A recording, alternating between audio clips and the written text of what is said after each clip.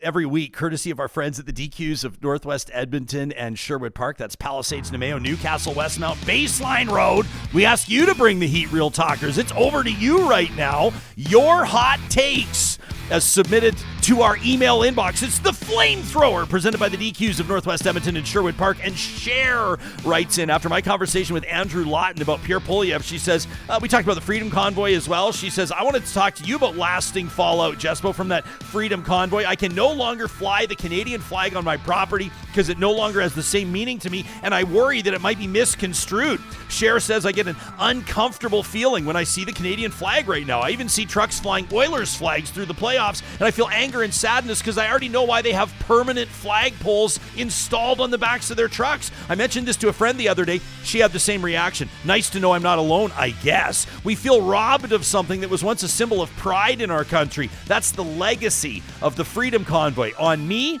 and I guess others. Peace out. That from Cher. What about this one from Tobias, who writes in and he says, the driver that caused the Humboldt crash Jaskaret sings to do does need to be deported, Ryan. He did the crime and he needs to go. He's not sorry for what he did. That's bullshit. He says he's only sorry because he got caught. What? He didn't even bother to stop. So yeah, he did it on purpose. Ridiculous. Jeez. He says this human I just want to show that, like, sometimes we're going to give alternative views of position on the Flamethrower, right? But this is straight up horse shit.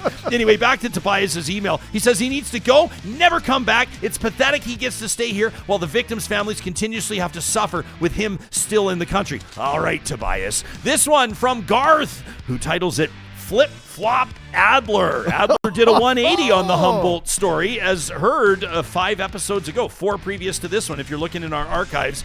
Garth says, after listening to Adler about the trucker involved in the Humboldt crash, I found myself reflecting on his inconsistency. As I listened, I began to examine my own feelings, which brought me back to a place, says Garth, I haven't visited in almost 35 years. And this is brutal. He says, I lost my dad in a car crash when I was just a year old. Ooh.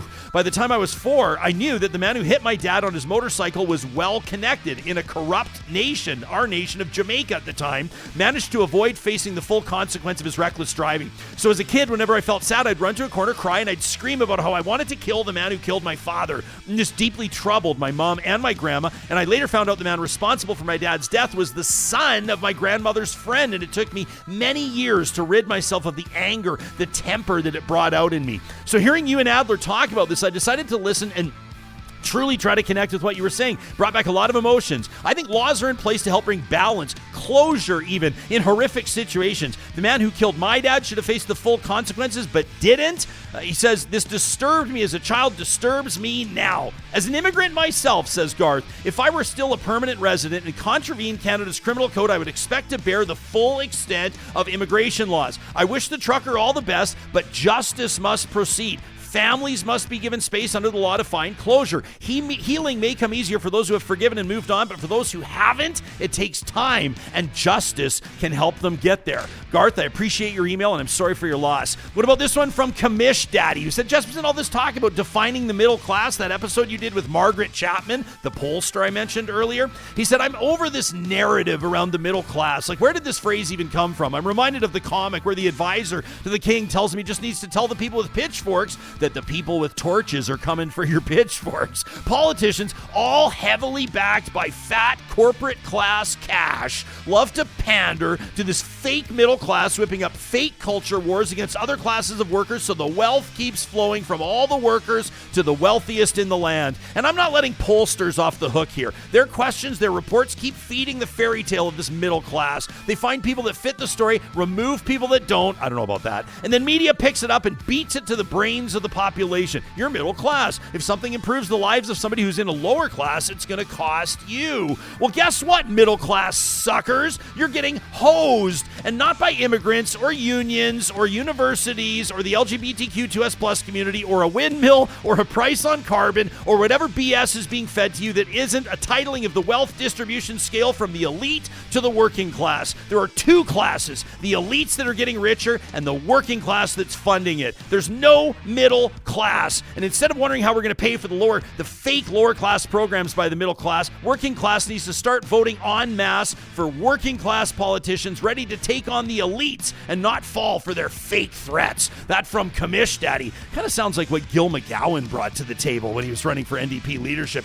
And this one from Nathan, who wraps us up, subject line, hot take Danielle Zabub, which will be funny to the churchgoers out there. He says ventriloquists globally should reach out to David Parker from Take Back Alberta since he did the impossible. He managed to get Alberta's premier, the Marionette, elected. It's clear she doesn't believe in local government or other institutions after her blatant power grab. And he says limiting debate, just like Shannon Phillips was talking about, that's what I would expect in China, not a democratic government in Canada. It makes sense the UCP doesn't respect institutions, given one of their backers, David Parker himself, attacked Elections Alberta itself, accusing it of corruption after he was subpoenaed for not giving them his list of donors after registering as a third-party advertiser. Meantime, if the feds tried something similar to what the UCP is doing in Alberta, the entire damn province would be screaming foul. The hypocrisy is showing, says Nathan. Peter Lougheed, who's rolling in his grave at the state of conservative politics in Alberta. That from Nathan. You can fire up your flamethrower at talk@ryanjesperson.com. Presented every week on Real Talk by the DQs of Northwest Edmonton and Sherwood Park. Make it a great weekend, everybody. Keep it between the lines, and we'll see you right back here live on Monday morning.